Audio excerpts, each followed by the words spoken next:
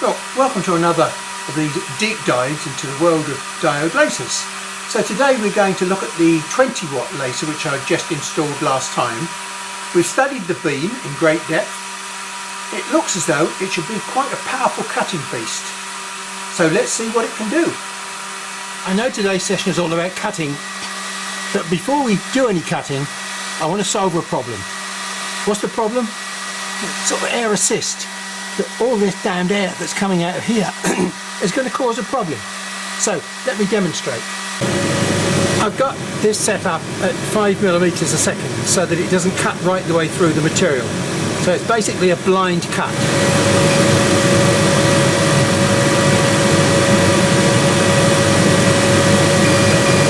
All the smoke debris has come to the surface and has been blown down back onto the surface of the work. So these are the tarry fumes that have been created when we've cut that groove. Right, let's turn all that noise off, because what I'm going to do now is install a fix. Now what I've got here is a circle of clear acrylic. It's 5mm thick. So there we go. I've got my magic disc installed on my nozzle, and I've got a gap of about 2 or 3mm here for the air to come out. So there's plenty of air coming out of there. So I don't think we shall get any overheating problems with this, but I will keep an eye on it when I'm working with it. The main function of this is to stop the air from blowing down onto the work and causing this debris to blow back against the cut. So let's see how successful it is.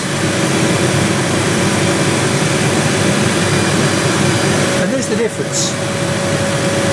No scorching at all, except right on the end where the cut starts. And there's a very good reason for that, which again I'll explain to you when we do air assist. Okay, so I'm happy now that I've got a system that's going to give me fairly clean results. Now I've got this gap set here to 30mm. Basically what that means is the head is actually far too high at the moment and the focal point is above here. And what we're going to do, we're gradually going to move the table up so that we pass through the focal point and push the focal point into the material. But at some stage we should find the optimum focus. And then we compare that for the results that we got for the 10 watt laser at the same parameters of 5mm a second and 100% power. I'm using my very accurate measuring system here because my table hasn't got any Z-axis control on it. But I can control the table to within the millimetre per step that I require.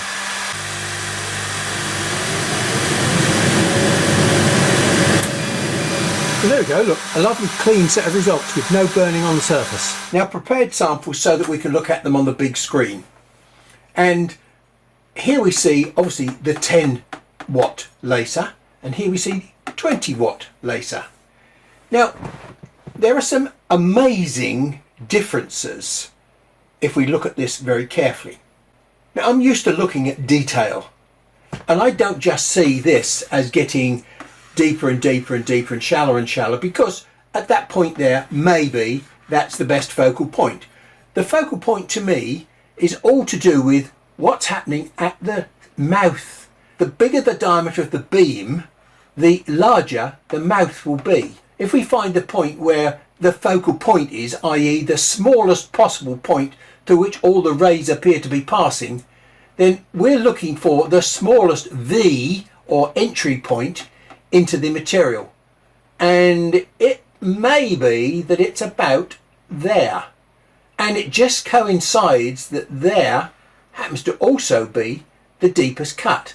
Because as soon as we go beyond that point here, look, we get a different shape V entry and we get a shallower cut. Now there's a little bit of an anomaly just there because look, we've got one that's maybe slightly worse than that one, but it's as deep. And then all of a sudden as it gets wider and wider and deeper, the V gets deeper, the cut gets shallower. Okay, so we've definitely gone away from the focal point there and we're definitely not at the focal point there. In this area here we've got a little bit of uncertainty. But my guess is that I would choose that one as the focal point. Okay, let's do the same trick on the 20 watt laser.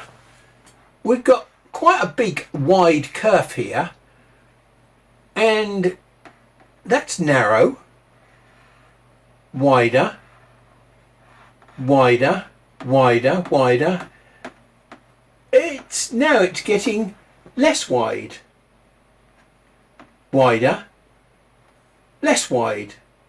In fact, that almost looks like the best focal point. But that one's even narrower, but it's shallower. So hang on, we've got some cuts here which look as though they may well be the focal point. We've got a cut here that looks as though it may well be the focal point. We've got a horrible cut next to it which hasn't gone anywhere near as deep. And yet we've got these up here which looks as though they should be the focal point. So where the hell is the focal point? We can't tell from the width of the V. We can't even tell from the depth of the cut. What's going on? Well, most people wouldn't give this a second glance, but to me this is a serious problem, or it tells me a lot about what's going on in the beam. What do I mean? Well, remember we've got 4 beams that are concentrated down into what we thought was one beam. Maybe it isn't quite as simple as we thought. This data here cannot lie, it's real. Damage to material can only vary because of 2 things. First of all, there isn't the power there to do the damage, or the damage threshold of the material itself is changing so that the same power does more or less damage to different parts of the material. Didn't affect it here. This is all a piece of poplar plywood, all one board that I'm using for my test samples. So we have to assume that the material is not the cause of the problem here, and that something else is affecting the depth of the cut and the shape of the cut. I'm afraid this is going to be a bit of a technical session overall, because cutting is not what you think. Yes, it looks as though we're cutting plywood here with our diode laser, but in truth we're not cutting wood at all. So we've got several things to discuss in this session. Very serious issues. You can't cut wood with your diode laser. What do I see here? I see cutting. Yeah, but it's not cutting in the sense that you are not really cutting the wood. In the same way that you can't engrave glass because the light, blue light, travels right through the glass and has no effect on the glass. The only way that you can engrave glass is to put a barrier in, and that barrier happens to be black paint, which usually contains huge amounts of carbon black. You have to put it on the back surface of the glass so that the light travels through the glass, hits the carbon, makes the carbon heat up, and that in turn causes damage to the surface of the glass. You're using the carbon black, or soot, as a means of catching and converting the light energy and turning it into kinetic energy. Now, going all the way back to the beginning of this series in 1 and 2, where we talked about molecules and the way that molecules are vibrating. And the more you can make them vibrate, the hotter they get. Heat is a measure of the kinetic vibrating energy of a molecule. But if you go back to sessions 1 and 2, you'll find all the science associated with how your laser machine works. It's not scientifically perfect, but it's sufficiently adequate for you to understand how your machine works. Now, we talk about molecules in those early sessions as well, and how there are bonds between the various atoms that create molecules. This is a material called cellulose. There's a certain amount of other materials in there like lignin and things like that, but the key component of wood is cellulose. It's basically a bit like glass. It's almost transparent to 450 nanometer wavelength light. Not completely. It absorbs about 10% of the energy. But 10% of the energy is not going to cause these cuts. So something else is going on here, which I learned a long time ago when I was messing around with 1 micron fiber lasers. You can't burn wood with a fiber laser because the light is basically passing almost right through the wood with having little or no effect. Although these molecules are doing this naturally, if you add light energy to them, they're not going to go bonkers like this. They're just going to go, okay, I'll go a little bit faster. They're only going to absorb a small amount of energy and get a little bit hotter. Now, that's the key word, hotter. You see things getting hot and scorching and going brown and then black. Well, that's effectively what this wood is doing. We're not cutting with the laser beam itself. What we're doing, we're basically heating the surface of the wood up, making it a little bit more agitated and turning it slightly brown, whereupon it starts to change its chemical composition very slightly and absorbs a little bit more energy. And so the energy starts going up a little bit more, and all of a sudden we get enough heat in the surface here to turn it into carbon. Now, carbon is an amazing material because it has an absorption spectrum which covers anything right the way from ultraviolet all the way up to infrared.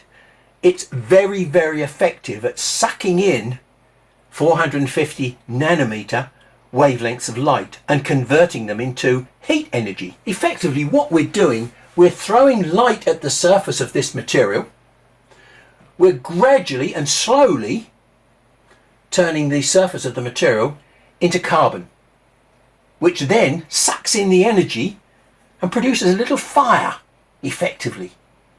It's creating a huge amount of energy, and around the energy we get some radiation which causes damage to the wood. So we're not cutting this wood by evaporating it away with high intensity. The light wavelength that we're using is just not capable of destroying wood. We need another factor to help us destroy the wood, and that factor in this case is a chemical called carbon. And so that's why when you look at your cuts, they're very charred and black. That's carbon. So the process of cutting with a diode laser is not evaporation. It's burning with a carbon film.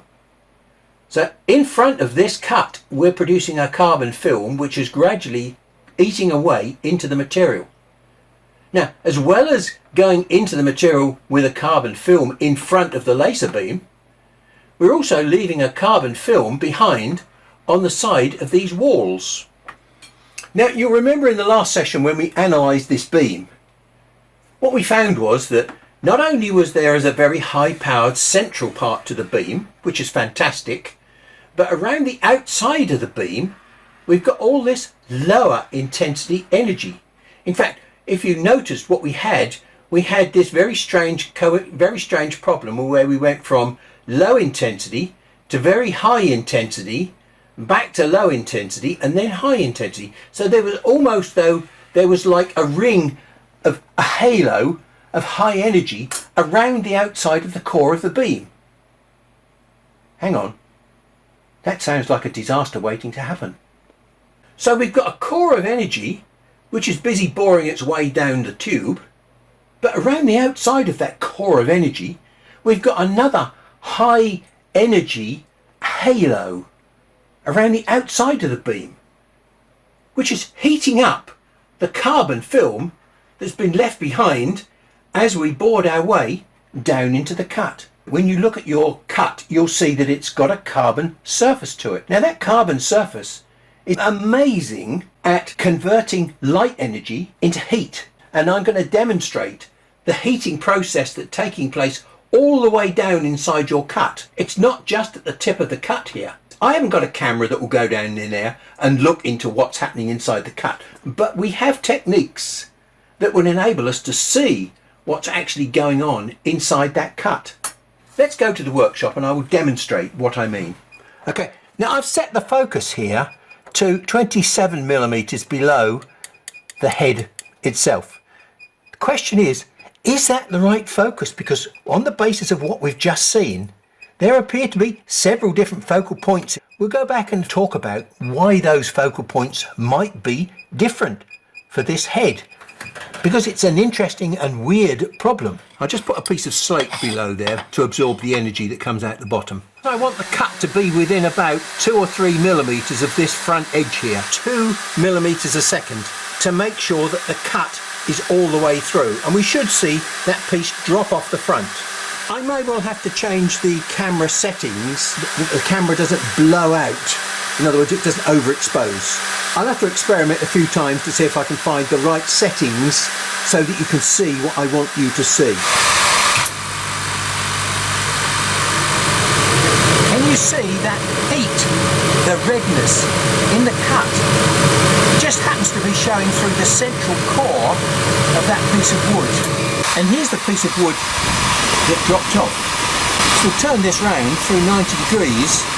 We'll do the same thing again, because the plywood is conducting the light in different ways. You've seen it conducting the light through the central core. Now I need you to look at the top and the bottom layers of this ply to see the colour, the heat that's taking place inside the cut from the top to the bottom.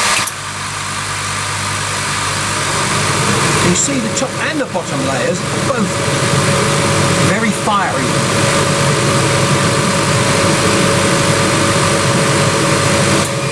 That cut was done on a CO2 laser, but look at the one beside it that's done with the diode laser. The CO2 laser works in a completely different way, and it doesn't use carbon film to do the cutting.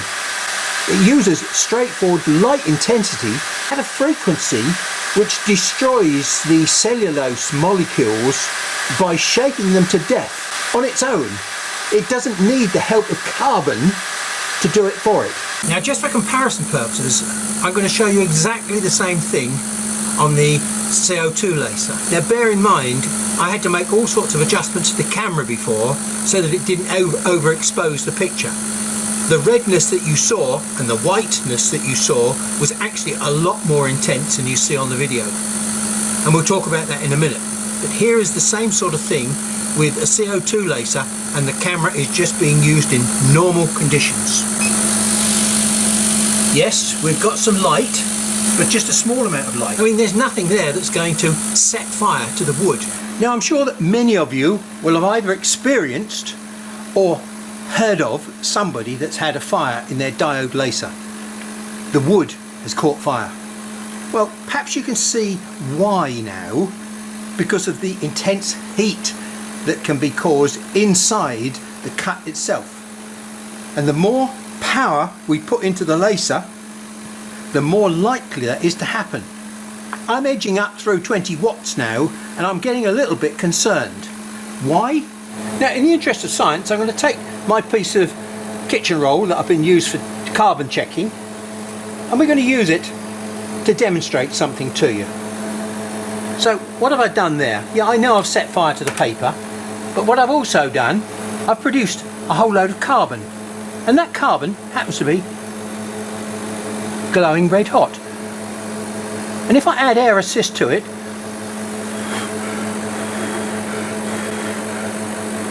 the point I'm really making there is air assist and diode lasers are not good friends. They're actually potentially the source of a fire. You add air to something that is glowing red and you've just seen what happens. So now maybe you can understand why I wanted to stop this airflow blowing down onto my glowing carbon cut. There's some additional magic about this disc. Bear in mind, what I've also got at the moment is air assist. Now, air assist is blowing down in exactly the same way as the fan was blowing down. But fortunately, I can regulate my air assist to make sure that it doesn't violently go against the surface. So what I need is enough air assist here to allow me to protect the lens and stop the fumes from going back up, but not enough air assist that it blows down on top of the work. So let me turn my air assist on manually, and let me just use my special piece of paper to show you what air assist is doing for me. Right, now that should worry the hell out of you. Well, I'm now going to use my piece of paper in a different way to demonstrate to you something else. We've now turned the head on and we've got the air blowing out the side. But let me show you something else. I'm going to turn the air assist off and we're going to put the smoke under here. Can you see what's happening? I am drawing the smoke away. It's coming from here and it's drawing up over here. I've produced a low pressure vortex underneath this. I've just got a gentle waft of air which is drawing the air away from the surface. It's not blowing the air down onto the surface. Okay, so let's just put a very small amount of air assist onto that. And it hasn't affected the flow, but there's air coming out of that nozzle. I can feel it on my finger. In fact, let's just put this up right close to it and we should see the air coming out of there. Can you see how, look, if I put it up close to it, it's actually starting to burn. But if I move it away, it's not. So there's a very fine balance between the air assist to protect the lens and the air assist to create a fire in your cut. So I hope that's explained quite a lot about the dangers of having air assist with a diode laser. Well, I've no intention to be scaremongering about this diode laser system, but I have shown you something which I think is potentially dangerous. But as with all my work, I'm trying to find out the facts. And if you can understand the facts of the situation, you probably can change the risks that you're putting yourself into. That's what my next stage will all be about. How do we manage the fire risk with a diode laser? And the answer is not to stick a fire alarm on your head or in your system when you build a machine. No, that's the wrong approach. Solve the problem. Don't put a sticking plaster on it. But there are ways that you can mitigate that risk. And I will talk about those shortly. But before we do that, there's a more important problem to be solved before I start cutting. What focus am I going to be setting this to for cutting? Think back to earlier in the session when I found that the focus was all over the place and I couldn't actually determine a focus. Now, I'm not going to involve you, but I'm going to do a couple more tests to see if we can find out whether this focus issue is repeatable. So I'll do the tests and let's go and look at the results. Okay, well, welcome to another one of my dodgy diagrams. In the previous session, we examined closely what the intensity profile of the beam was by burning a heat pattern onto a piece of stainless steel. And the information that we got back was that the intensity profile was probably a bit like this. So it had a very high central intensity, and I've drawn that in red, and then as the intensity drops off, so I've tended to draw it in a pink, just to differentiate between the different intensities in the beam. And then the lowest intensity I've drawn in blue. So what we're going to do now is we're going to fire this laser beam at a piece of material. Okay, and here's our piece of material. Piece of wood. Now, as I've already explained to you, the laser beam does not burn into the wood and evaporate this material because it doesn't have the ability to do so. And I'll just draw a center line down there just so that you can see where I'm going. So we need to burn a bit of a scorch mark on the surface there with our high intensity beam. So 10% of not very much is still not very much, but it's enough to convert that surface there into a piece of carbon. As soon as that carbon starts to form, it sucks in the energy of here and it turns bright red. Okay, so all of a sudden it becomes red hot, and what we get a cut coming down here, which I'm drawing as red. Now, okay, so we've got a cut that's taking place down here, and look, it's producing a lovely thin cut. But the problem is, we've now got something else coming into play, which is called time. I know this is happening very quickly anyway, but time is still having an effect. And I call this exposure time, because what we're doing, we've exposed this piece of material to that high intensity. And remember, it's intensity of light that does damage. The higher the intensity, the faster you can do damage. So because this is the highest intensity, it's doing its damage quite fast. But sooner or later, this pink stuff is going to start catching up with it, because there's enough time for this pink stuff now to start having an effect. And so consequently what will happen is this pink stuff will start carbonising the surface, and that will start having an effect. And look, this is going outwards, so what's going to happen is over time the pink is going to start having a burning effect like this. In the meantime, the red is going to continue on its way down here like this, producing a nice thin parallel kerf. If we allow the intensity that's here, the pink intensity, enough time, it will do that, and it will burn a different shape over the outside of the parallel red shape that's already been produced. But we're not actually cutting with the laser beam, we're cutting with carbon all the way down here, which is transmitting its energy to the wood and evaporating the wood in front of the carbon film. Okay, but what's left behind is a carbon film on the edge of your cut, which is continuing to absorb energy. And that's what I've just demonstrated to you. But the key thing that I want to look at here now is the shape that the beam makes and the reason why it makes that shape. So what we're really looking for to find the focal point, a focal point looks like this. Now that is an ideal. It's never going to be exactly zero. It'll always be something like that. It'll come into a neck and then disappear outwards again. But the essence of it is, at that point there, the supposed focal point, we've got all the light passing through one particular spot. Well, on the basis of what I've just said here, that spot depends on the amount of time that you give this laser beam to do that damage. So what we're looking for is the smallest amount of surface damage that we can find here to try and guess where we've got the focal point for this material with this laser beam. This is only the, if you like, the intensity of this piece here. There's other stuff going on out here which has no effect on what's happening here because we're not giving it enough time. Now, here's the focal point and here's what I call below the focal point. And so what you're looking at on this diagram here is below the focal point here.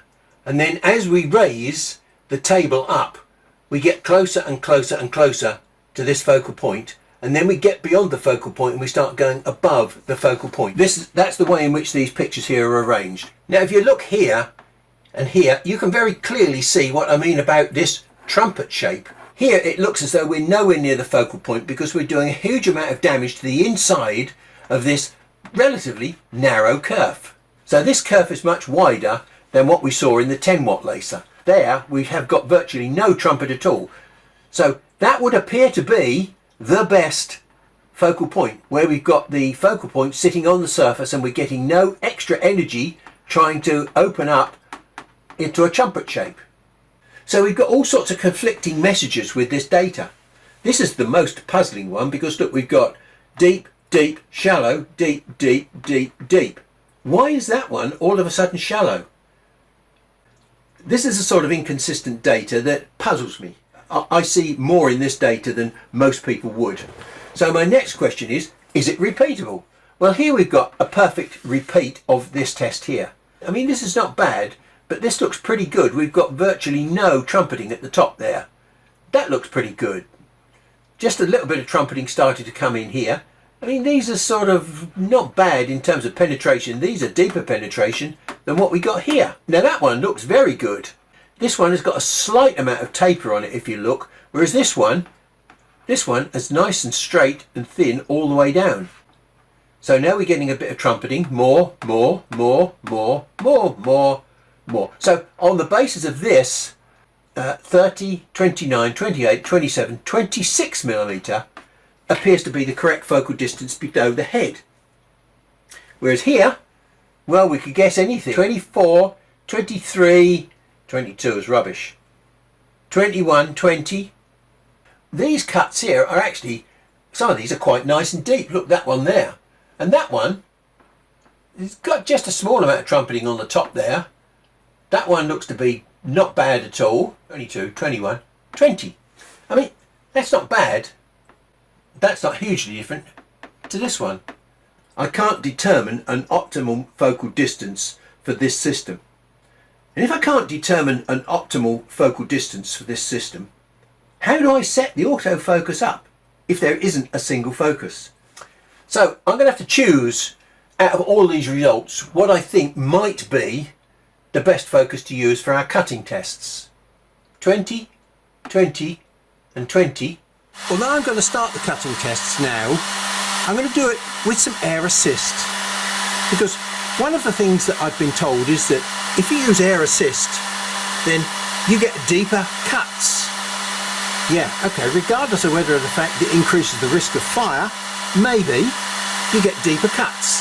So what I'm going to do at the moment is I'm going to run this at 6mm per second and see how deep I can cut into this 10mm thick poplar plywood. Okay, so I'm just going to set my air assist up now to very low flow, just enough to protect the lens, and here's how I'm going to do it. And you'll see when the air is coming out. There we go, you can see how it's disturbing the surface of the water. So I've definitely got air coming out of that pipe now, a small amount. We're running this at 6mm a second, which should be nearly through the material, but not quite.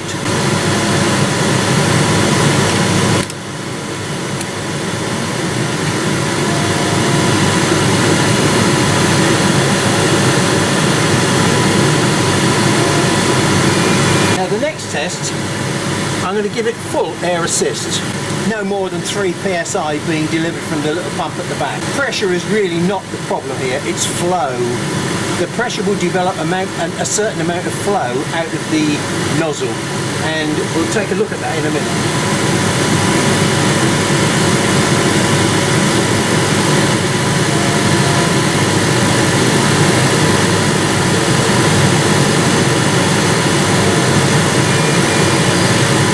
Finally, normal shock compressor, and it's set to deliver 30 psi. Now it's not 30 psi, but it's an increased airflow.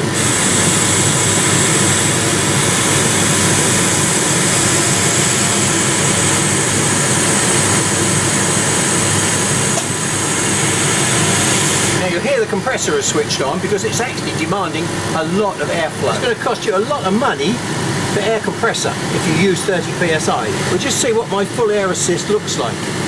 As you can see, it's pretty violent. Even at 2 or 3 psi, it's actually forcing a lot of air down onto the surface. No air assist, full air assist, 30 psi. Well, if we take a look at the depth of the cut on these, there's something a bit strange about these in that this one particularly has got a not very much depth there, but quite a lot of depth when we get round to the other side. And then this one, well look, 30 psi, it's made no difference at all to the depth of cut. But there is a difference when we look at the top surface. This is the no air assist, just lens protection, and we've definitely got some browning around there, some fumes that have come out. That's probably because my extraction disc is now, relatively speaking, close to the material. The nozzle is very close to the material. Full air assist on, look, we get a much cleaner cut. And then when we put 30 psi, look, we get a super fine cut. Even though it does nothing for the depth, it cleans up the surface quite amazingly. I was half expecting super air assist was going to increase the cutting depth, because you've seen what happens when we blow air onto red hot embers. They glow. Well, if we can make them glow even hotter to white hot, we may be able to make this carbon-based cut more efficient. But hang on, I've got such a small aperture down there, I can't get the air into the cut effectively. So I don't think it's having any effect at all, but it is doing an amazing job of cleaning up the surface. Would I want to use 30 psi air all the time? I don't think so. It's very, very expensive, because you hear my compressor was going on and off every probably 15 seconds. I didn't want to walk away from air assist without looking at the whole story. So the next question I'll have to ask is, what difference does it make if I set this focus to 27mm, give myself a bigger air gap? Does it make any difference to the cut finish. We'll run the test one more time, but this time I've set the focus to 27mm, because that was the other choice that I had for setting the focus. We've got a gentle amount of air assist on there coming out, positive pressure to protect the lens.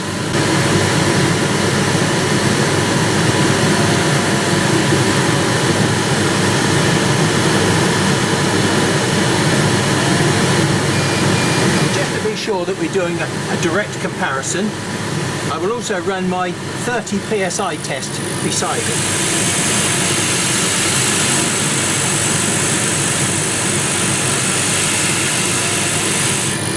Well, there they are. We get a very, very clean cut with 30 psi and not a bad cut with just lens protection. Did it make any difference to the depth of cut? Absolutely none.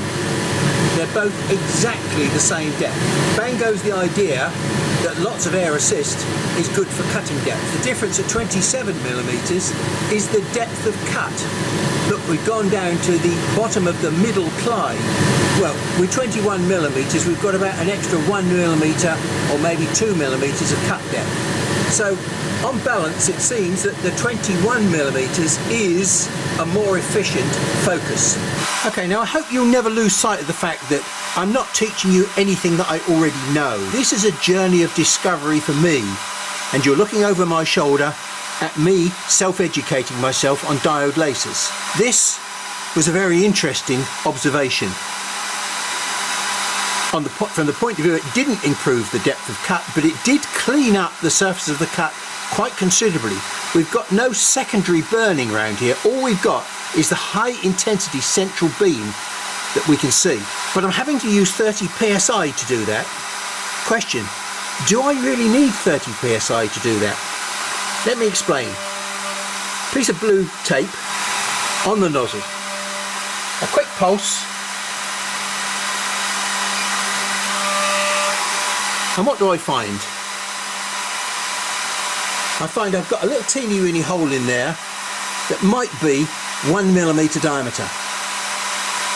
Now, unlike a CO2 lens, this beam is always going to be in exactly the same spot through the nozzle. And look at the size of the end of that nozzle. That causes the airflow to sort of drift out the end of the nozzle, and I don't have the jetting effect, the volume effect that I get when I put 30 psi in there. So my next question is, can I modify this nozzle in a way that allows me to put maybe a 1.5mm hole in there that will allow that beam to still pass through, because that beam is only, it might only be 0.5mm diameter. So I'm going to just carry out one more modification to this. I've made myself a little teeny weeny plug here with a 1.5 diameter hole in it and an M5 thread, and I've threaded the end of that M5 as well, because that just happened to be almost the right tapping size. And so I'm going to put a little converter in the end there, see if we can increase the air pressure inside the nozzle, which will effectively cause a little jet effect coming out of the end of this small orifice. Okay, so there's our little 1.5mm hole in the end of that nozzle now, and there it is installed. So we just turn some air assist on. See the effectiveness of this jet now. It's pretty effective, isn't it? It's going straight down the middle there, and a very nice small jet. We'll just run a quick test at 27mm focus to prove how efficient it is or not. Look, we've gone right through to the third ply. So we've improved the depth by maybe 1.5mm, and it's a very nice thin kerf. Look at the top. We've got no trumpeting at the top, so we found the right focus. So possibly now I have increased the temperature in that cut, because I've managed to force some air right down into that kerf, I suspect, because there's no other reason why the cut would be deeper. That probably means I've increased the risk of fire. I promised you that I would talk about ways to manage the risk of fire, and the manufacturer will tell you that we can do certain things with this beam, this 20-watt beam, like maybe cut 3/4 inch pine. Yes, well, I can cut 10mm poplar plywood, but I can't cut it at 5 millimeters a second, or 6 millimeters a second as I'm trying to do here. 6 millimeters a second is actually quite fast. Previously, to get this piece to drop out, I was using it at 2 millimeters a second. So I want to explain the reason why speed is very important to managing the fire risk. Now, I know it's not an exact equivalent, but here I've got a laser beam. It's a fixed amount of power. You know exactly what's going to happen if I pass this piece of paper in front of that beam. Yes? Well, it didn't catch fire. It didn't catch fire. Wow! Why didn't it catch fire? Look, I'll do it a little bit slower. And it still didn't catch fire. Why isn't this paper catching fire? Well, it's because I'm actually exposing this paper to that flame for too short a period of time. It's not getting enough time to retain the heat to cause the chemical reaction to cause this to change from one thing, which is paper, to another thing, which is a series of gases and some ash. And if I do it slower, and slower, and slower, oh look, I've started to produce some scorching now. And if I go really slow,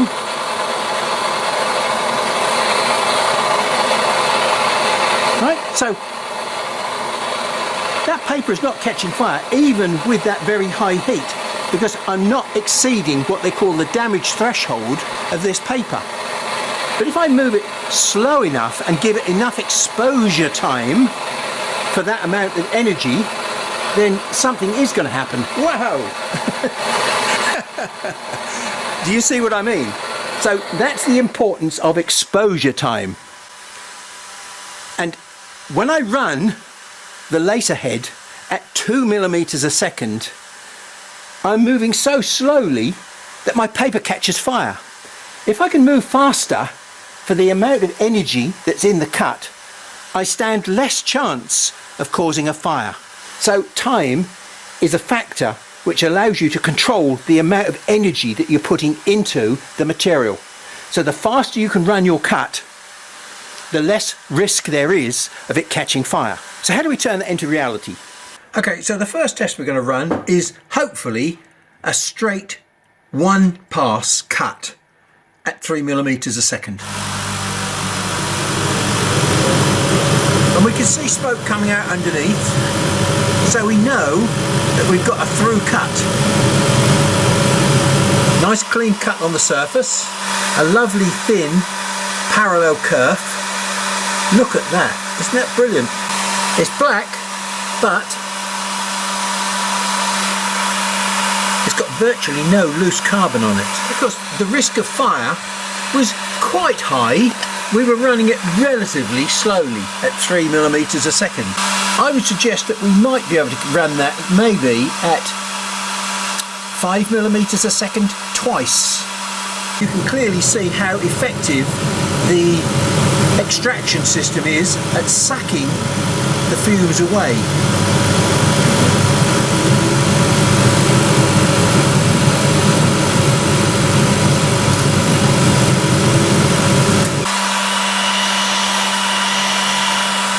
It's just that central piece that's causing the problem.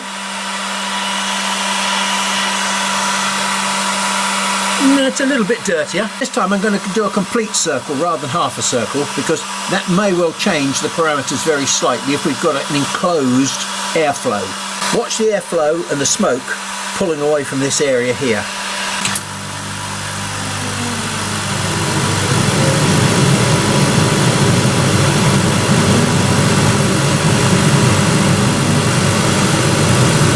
There's two cuts, remember, so the second cut you'll see it coming out the bottom, and there it is.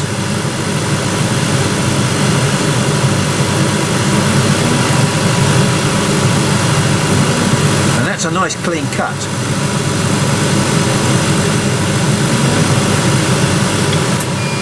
And there we go, the piece has just dropped out. And there's the plug that's just dropped out. Can we tell the difference between the top and the bottom? Well, that's an interesting question, because one of the things that's fascinated me about this technology from day one is the way in which it can produce such a parallel, narrow cut, even though it's using a less efficient cutting mechanism than a CO2 laser.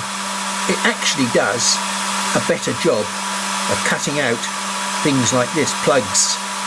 That produced a wonderfully clean cut, even though we were throwing a lot of air assist at the job with my jet nozzle.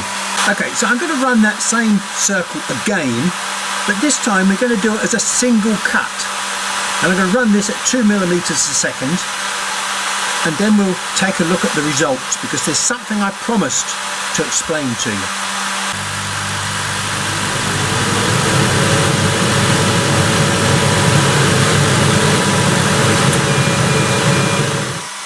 These are the same circles done at the same speed. This one was done in 2 passes, and this one was done in 1 pass. Do you notice any difference between them? Well, there is a slight difference between them, and that is in this area just here. This is the start point. Can you see that we've got some brown fumes in this area? Look in this one, nothing. So why would that be? But let me see if I can run that one again and catch what's going on in slow motion with the camera. Okay, so what you're going to see now is a step through of the video. 20 milliseconds is the spacing between each frame. So we've got some light happening somewhere because the camera is a bit upset about it. And it's very upset about this, which is the first burst of energy hitting the surface. Now it's happy to settle down, and it stopped down, and then we're able to see what's going on. Now what I'll ask you to do is watch carefully just here somewhere. Now look, there's just a little teeny weeny fleck of something appeared there. Keep watching that. And there it is, there's another one there, look. I mean, now we're getting a definite jet coming up here. Look at that little splash up there. Right, coming out here. Now we're starting to get some real fumes which are being generated by the cut. And those fumes have got nowhere to go because there's no kerf this way. There's no way out the bottom. The only way for those fumes to get out of that cut is down the cut and up the open area where there's already a kerf. So there we go, look. Our fumes are now going down here and coming up out of the kerf at that point. And you can see them clearly as I move on. Sorry, you can see the edge of the cut now at bright white. And you can see the fumes coming up to the edge of the cut. And look at them splashing over the edge of the cut. Okay. Now they're tar-laden fumes, and they're just literally rushing out over the edge of the cut there, dumping their brown crap. Now what's happening is the fumes are now running along here, and they have got another escape route up along the cut as it develops. Okay. And now at this point you can see we've got less fumes. Just occasionally we get some fumes that are running up the cut. They're not running up the cut at all. They are fumes that are in this area, and the beam is passing through them and burning them and illuminating them.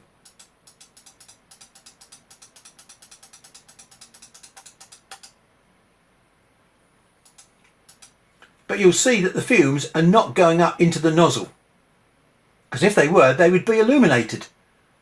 So the jet nozzle is having another effect as well. It's got such a velocity of air coming down that it's keeping the fumes away from the lens. That's the reason why you're getting brown at the beginning of the cut. Now when we do the single pass cut, the first thing that happens is the beam passes right through the material, and there's an exit out the bottom of the material for the fumes to go. And so they don't come up to the top of the cut and blow brown fumes over the beginning of the cut. It is as simple as that. One cut, straight through cut to start with, gives you a much cleaner edge. These are all details that you've probably never even thought about, but I'm giving you an explanation as to why they happen if you're ever puzzled about it. So I think we're going to end today's session at this point, because today is not about cutting per se, it's about the principles of cutting and the problems with cutting with a diode laser. And I've demonstrated that with a piece of 10mm material. Now, there are many other materials that we're going to play with, different thicknesses. This is not a brand comparison. I'm not trying to review anybody's product. So we're just looking at facts. What speed can certain materials cut at? I'm not worried about whether it's better than the competition or not, because this is just a factual exploration of the principle of how diodes work. And what I've discovered today are some very interesting things, and I'm going to leave you with a couple of questions that I would like you to think about to see whether you've actually taken in any of the information that I've discovered or shown to you today. So the first question I'm going to ask you is, look, we had 3 different air assists here. This one was just enough air to protect the lens, but not enough to blow the brown debris down onto the work, but nearly succeeded. And then we turned the low pressure air assist that I had coming from my pump, maybe 2-3 psi maximum, and this is what happened, okay, through the standard nozzle. And then we put 30 psi through the standard nozzle, and we got a fantastic result. Now the first question is, why is that such a thin cut as opposed to that, when they're all exactly the same focus, exactly the same pressure, and exactly the same speed? Why this difference? Why is the appearance of that cut so much narrower than the appearance of these cuts? The next question is something that's fascinated me from the day I started to look at how diode lasers worked, when they got powerful enough to do decent cuts. And 20 watts, as we found, is enough to do a pretty decent cut, one single cut, through a piece of 10mm poplar plywood. Now, the fascinating thing is this. It's the ability to produce such a very narrow kerf with an absolutely parallel cut. So the cut hardly changes from top to bottom. So let's just measure this. Well, that's 19.86 at the top there. And basically that means I've lost 0.14 or 0.15. So 0.15 is the thickness of the kerf that's between the outside and the inside diameters. And it's 19.78. So that's 0.07 smaller at the bottom. To all intents and purposes, that is virtually a parallel slug. We've got a 10mm thick piece of material. We've got the focal point set at the surface here, and you know what the shape of the beam is. Why isn't the bottom bigger than the top? And in fact, you found that the bottom here was 0.07 smaller than the top, not bigger than the top. Question number 2, explain. I will answer both these questions for you in the next session. So thank you very much for your time and your patience today, and I'll catch up with you whenever that next session is.